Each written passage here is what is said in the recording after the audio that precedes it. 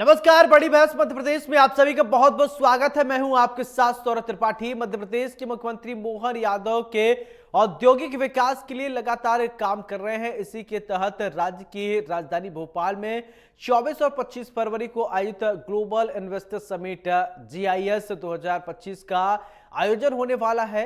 इस 2 दिवसीय global investor summit में देश और दुनिया के बड़े बड़े उद्योगपति और इन्वेस्टर हिस्सा लेंगे। GIS की तैयारियों को लेकर मुख्यमंत्री मोहन यादव ने एक बड़ा अपडेट शेयर किया है। उन्होंने कहा है कि GIS से राज्य में कई सेक्टर के उद्योग को बढ़ावा मिलेगा। मुख्यमंत्री डॉक्टर मोहन यादव ने अलग अलग रीजनल इंडस्ट्री कॉन्क्लेव के दौरान उद्योगपतियों को आश्वस्त किया था कि उन्होंने अपनी सभी घोषणाओं के अनुरूप नीतियों में ऐतिहासिक बदलाव किया है। CM डॉक्टर मोहन यादव ने कहा कि मध्य प्रदेश कपड़ा और टेक्सटाइल इंडस्ट्री में अपार संभावनाओं वाला राज्य बनकर उभरा है। राज्य सरकार की ओर से मॉडल इंडस्ट्रियल के आधार पर निवेशकों के अनुकूल बनाई गई नीतियां इस सेक्टर में प्रदेश को लीडर बना रहा है। फुल प्लानिंग के साथ सरकार की कोशिशों के जरिए राज्य तेजी से भारत के अग्रणी कपड़ा और टेक्सटाइल के सेक्टर में उभर कर सामने आ रहा है। इस सेक्टर में GIS 2025 के जरिए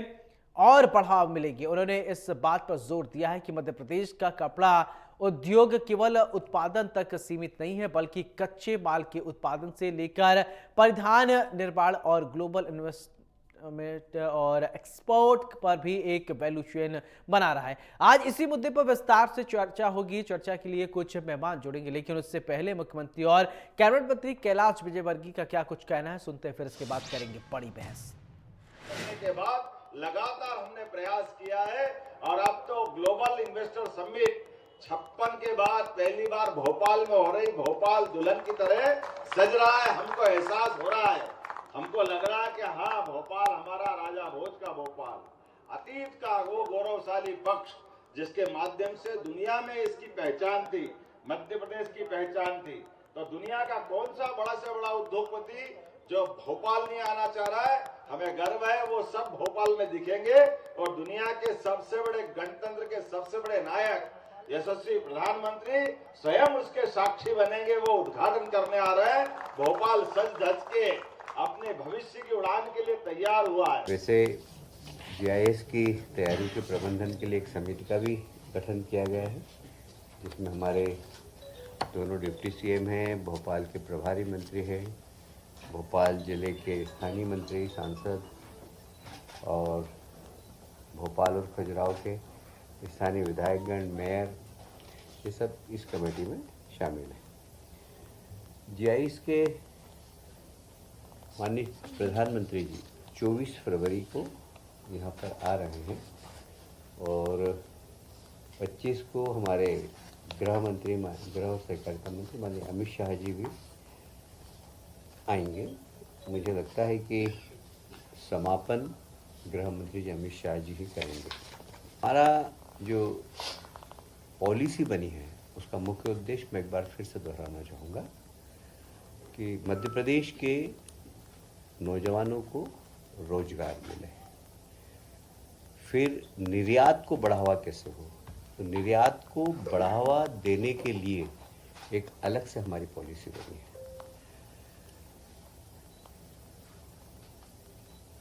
निवेश करने वालों को बहुत ज़्यादा परेशानी नहीं हो, सुलभता से निवेश कर सके, इसलिए जो अनुमतियों के अंदर समस्या जाती है उसको मिनिमाइज किया है। पहले कभी कहीं 25 अनुमतियाँ थी तो उसको कम करके 15 कर दी, किसी विभाग में 30 अनुमतियाँ थी तो उसको 12 कर दी अनुमतियाँ, और सब ऑनलाइन है और पारदर्शी और समय सीमा के अंदर सारी अनुमति देना चाहिए। इस बारे में शासन के निर्देश भी है। ईज ऑफ डूइंग बिजनेस को बढ़ावा देना हमारा इस पॉलिसी का मुख्य उद्देश्य है।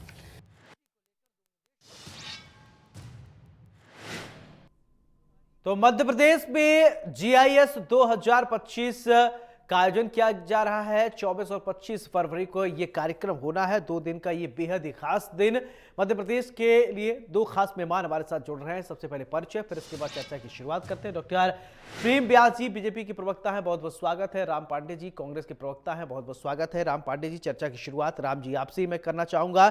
GIS 2025 24 और 25 फरवरी को आयोजित किया जा रहा है। पांडे जी, आप सबसे पहले प्रतिक्रिया दीजिए। मैं आपके चैनल पर कैलाश विजयवर्गीय जी को सुन रहा था। उन्होंने 4-5 बातें मुख्य रूप से कही और एक भी बात ऐसी नहीं थी जो नई हो, नया फैसला लिया गया हो, जैसे नौजवानों को रोजगार मिले। तो ये तो 20 साल से कह रहे हैं। शिवराज जी भी कह रहे थे, कैलाश जी भी कह रहे थे और मोहन यादव जी भी कह रहे थे। ईज ऑफ डूइंग बिजनेस, मतलब व्यापार करना आसान हो जी। ये भी 20 साल से कह रहे हैं। इसमें कोई इन्होंने नई बात नहीं की है।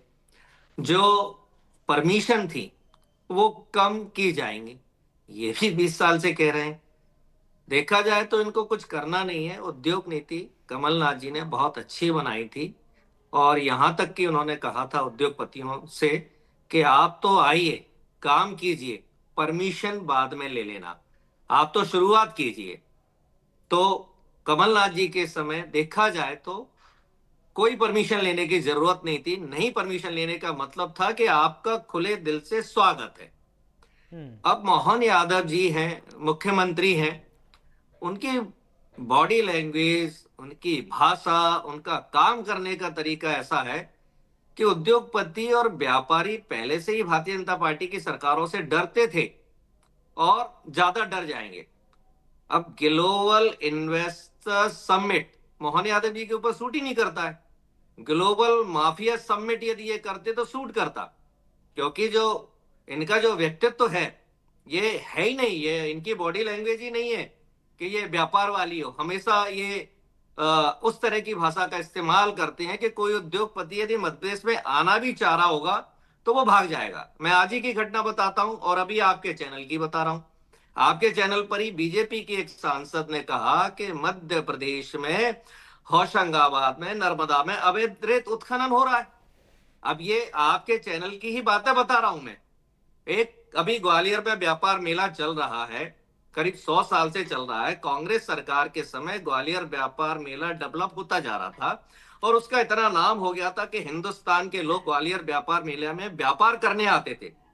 भारतीय जनता पार्टी की सरकार ने ग्वालियर व्यापार मेले की ये हालत कर दी है कि इस बार मेला खत्म होने पर है और उसका इनॉग्रेशन ही नहीं हुआ। मतलब इतना भारतीय जनता पार्टी के नेताओं में झगड़ा कि इनॉग्रेशन कौन करेंगे।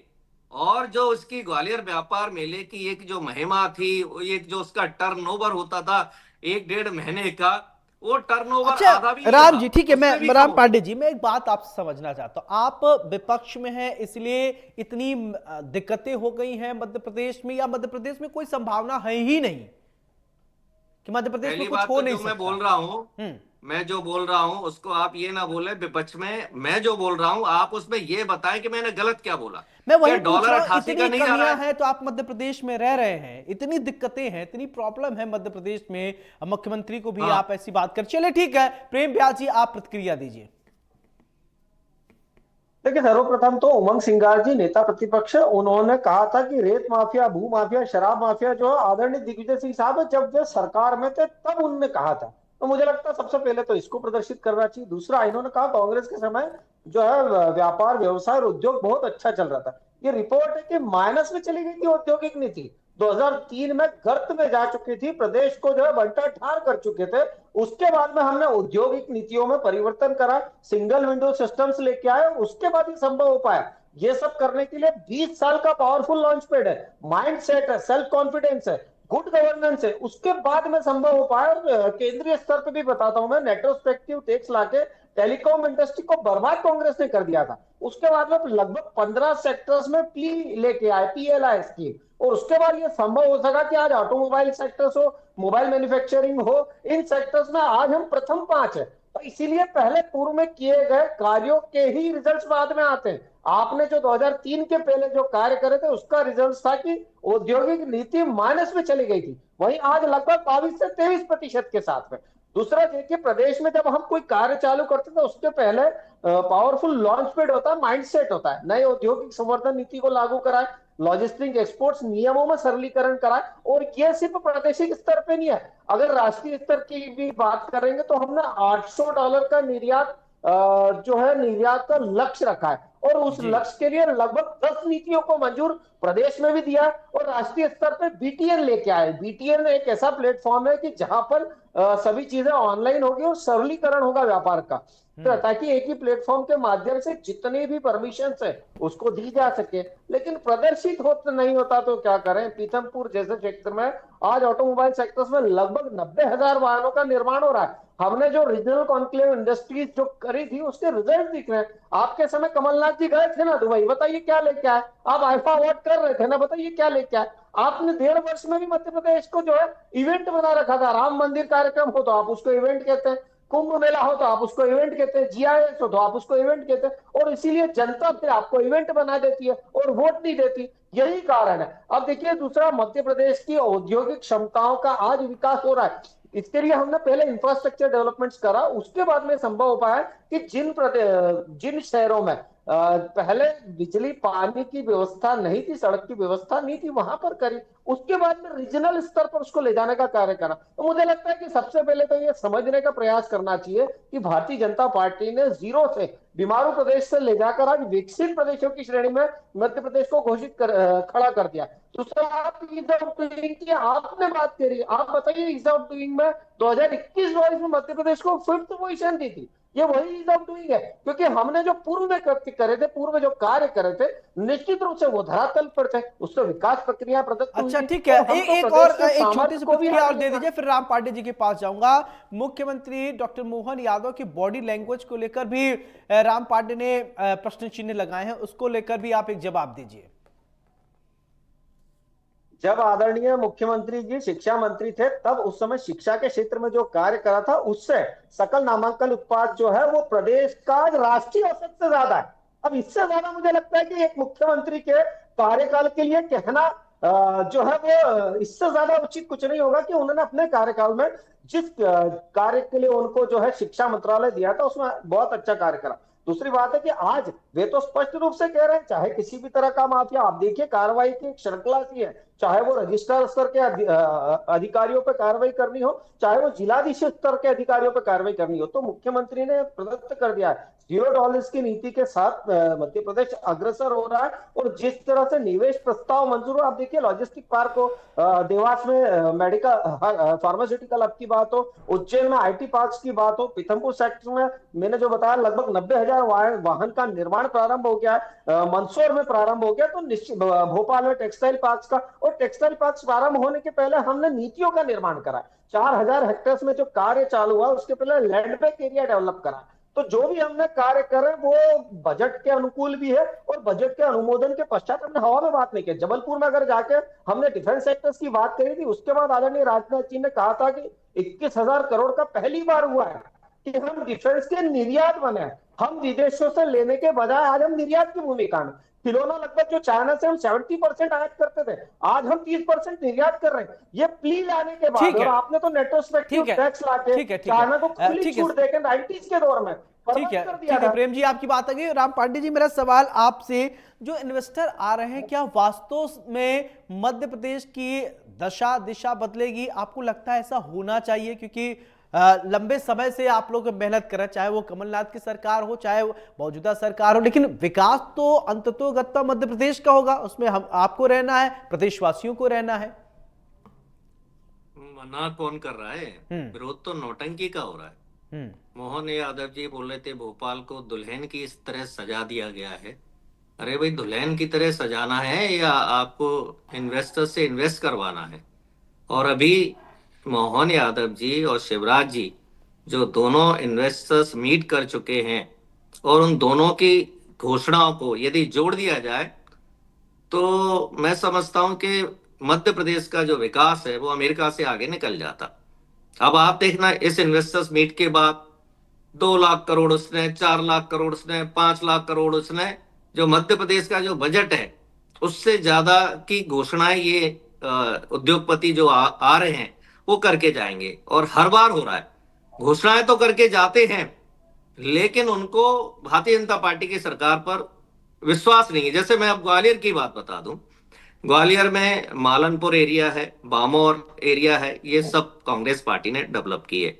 अभी इंदौर की चर्चा करें तो पीथमपुर कांग्रेस ने किया। अभी मंडीदीप की भारतीय जनता पार्टी के प्रवक्ता ने बात की, कांग्रेस ने किया। जबलपुर में डिफेंस की बात की, वहां डिफेंस से रिलेटेड फैक्ट्री कांग्रेस ने खोली। मतलब जो भी इंडस्ट्रियल एरिया है, जो भी इंडस्ट्रीज लगी है, और कमलनाथ जी ने बगरौदा इंडस्ट्रियल एरिया भोपाल में डेवलप किया, तो सारे इंडस्ट्रियल एरिया कांग्रेस ने डेवलप किए, सारी इंडस्ट्रीज कांग्रेस के जमाने में आई। अब चूंकि मैंने ग्वालियर की बात छेड़ी, तो आज ग्वालियर में यदि किसी को फैक्ट्री मालनपुर और बामोर में डालनी है तो गुंडों को हफ्ता वसूली देना पड़ती है। जब फैक्ट्री बनती है तो फैक्ट्री मालिक को यह बोला जाता है कि रेत मैं ही आपको बेचूंगा, जिस भाव में मैं बेचूंगा उस भाव में आपको खरीदना पड़ेगी, सरिया मुझसे ही लेना पड़ेगा, सीमेंट मुझसे ही लेना पड़ेगा, यहां तक कि फैक्ट्री में चौकीदार कौन रहेगा वो आपको मेरे कहने पर रखना पड़ेगा, और यहां तक कि आपके यहाँ जो मेरे क्षेत्र के एम्प्लॉय काम करेंगे वो तनख्वाह लेंगे, आपके यहाँ काम नहीं करेंगे। ये ग्वालियर चंबल में व्यापारियों से हफ्ता वसूली चल रही है, और यही हाल मध्य प्रदेश में है। अब आप बताइए, यदि थोड़ा भी काम होता है, इन्होंने आईटी सेक्टर की बात की, वैसे तो इन्होंने कंप्यूटराइजेशन का विरोध किया था जब राजीव गांधी की सरकार थी कि कंप्यूटर से नौकरियां खत्म हो जाएंगी और कंप्यूटर हमारे देश में नहीं होना चाहिए। अब ये कंप्यूटर आईटी सेक्टर की बात कर रहे हैं। यदि आईटी सेक्टर मध्य प्रदेश का अच्छा होता तो मध्य प्रदेश में किसी भी बच्चे से बात करो, यदि उसकी जॉब लगती है तो बोलता है अंकल मैं बेंगलोर में जॉब कर रहा हूं, मैं पूना में कर रहा हूं, मैं गुड़गांव में कर रहा हूं, मैं नोएडा में कर रहा हूं। आपको ना के बराबर लोग मिलेंगे जो ये कहें कि मध्य प्रदेश में जॉब कर रहा हूं। यदि वो मध्य प्रदेश में जॉब कर रहा है तो ये मान के ठीक चलिए है उसको प्रेम ब्याज जी, ठीक है जाने सर, की छटपटाहट है। प्रेम ब्याज जी, मध्य प्रदेश में क्यों संभावनाएं खत्म हो रही हैं जो युवाओं को मध्य प्रदेश छोड़कर बेंगलोर, गुड़गांव और नोएडा में जाना पड़ रहा है? क्या वहां संभावनाएं नहीं है काम करने के लिए?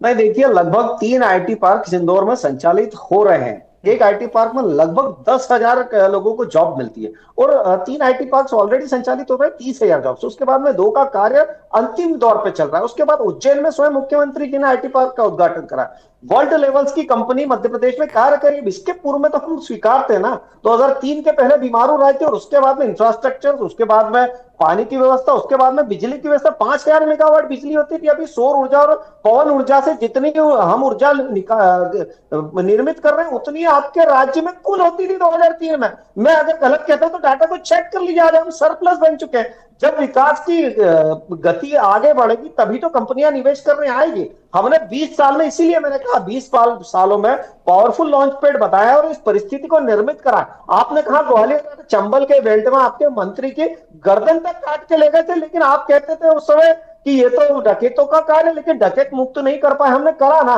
उसके बाद रीजनल कॉन्क्लेव को उन क्षेत्रों में भी करा जिन क्षेत्रों में आपके मंत्री जाने से डरते थे। इससे अच्छा विकास को भारतीय जनता पार्टी प्रगति कैसे कर पाएगी? और आप तो वो लोग हैं जो इवेंट आपने कहा कि दुल्हन की तरह सजाते, निश्चित रूप से लगभग 30 से 50 देशों के प्रतिनिधि तो मध्य प्रदेश में आएंगे। भैया, मध्य प्रदेश की छवि आज क्या होकर जाएगी पूरे विश्व में? इसके पहले भी जी समिट्स के माध्यम से हमने प्रदर्शित किया है। तो हमारा नैतिक कर्तव्य मध्य प्रदेश की एक ही व्यक्ति का कर्तव्य है कि अगर विदेशी मेहमान 30 से 50 देशों के लोग यहाँ पर आ रहे हैं तो निश्चित रूप से दुल्हन की तरह सजाया जाएगा, निवेश अनुकूल माहौल बनाया जाएगा। आपकी सरकार थी ना, राम मंदिर का न्योता है तो आपने ठुकरा दिया ये कह के कि हम नहीं आएंगे। ये वही लोग हैं। आप बताइए, अगर कोई आपके यहाँ बुलावा देता है, कोई पत्रिका देता है, आपकी इच्छा हो ना इच्छा हो, आप आए या ना आए, आप वो लोग हैं जिन्होंने बाकायदा इन्विटेशन के बाद ये कह के मना करा कि हम नहीं आएंगे। तो आपको निश्चित रूप से ये इवेंट ही प्रदर्शित होगा। दूसरी बात है, आपने कहा कि हमारे समय सब उद्योग के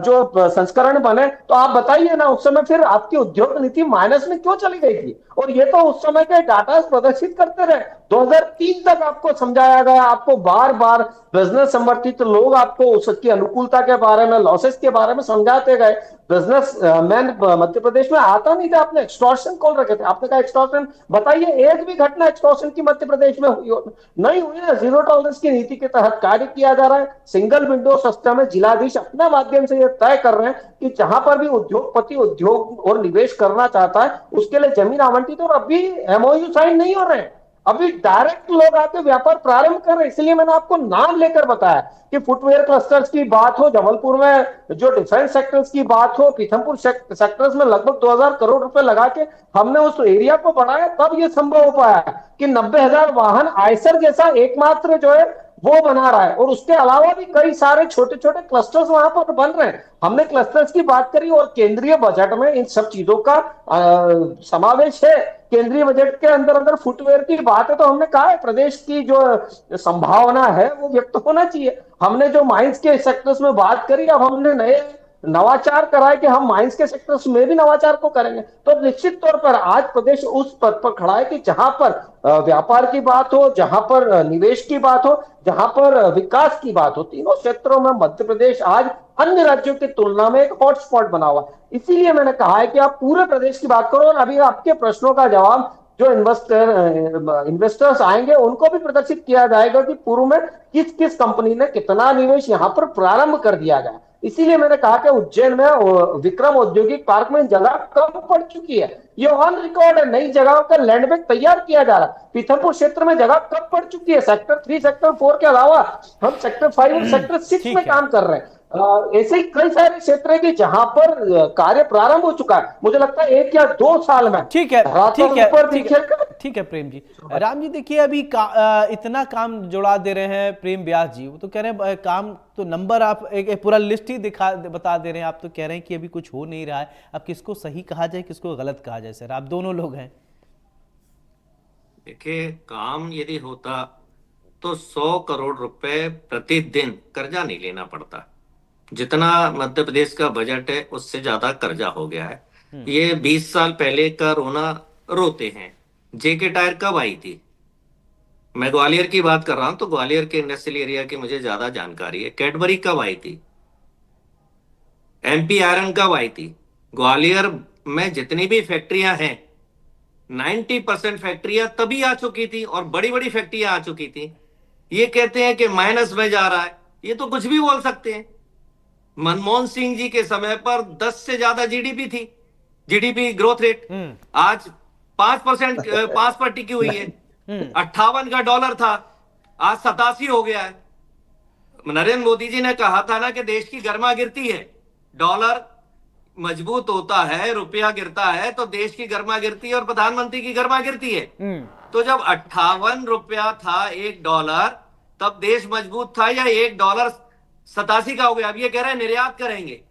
अब बिल्कुल, निर्यात करेंगे चलिए तो ठीक विदेशों है। को तो चीजें सस्ती पड़ेंगी ना। जीआईएस में कितना फायदा होता है राम जी, ये आप भी देख लेंगे और प्रेम जी भी देख लेंगे। बहुत बहुत शुक्रिया आप दोनों खास मेहमानों को हमारे साथ जुड़ने के लिए, बड़ी बहस में चर्चा करने के लिए। तो 24 और 25 फरवरी को जीआईएस होना है। मध्य प्रदेश में कितनी संभावनाएं हैं ये तो अब व्यापारी तय करेंगे, उद्योगपति तय करेंगे कितना उनको संभावना दिख रहा है। लेकिन मुख्यमंत्री लगातार मेहनत कर रहे हैं प्रदेश को विकसित मध्य प्रदेश बनाने के लिए। बड़ी बहस में मेरे साथ फिलहाल इतना ही। नमस्कार।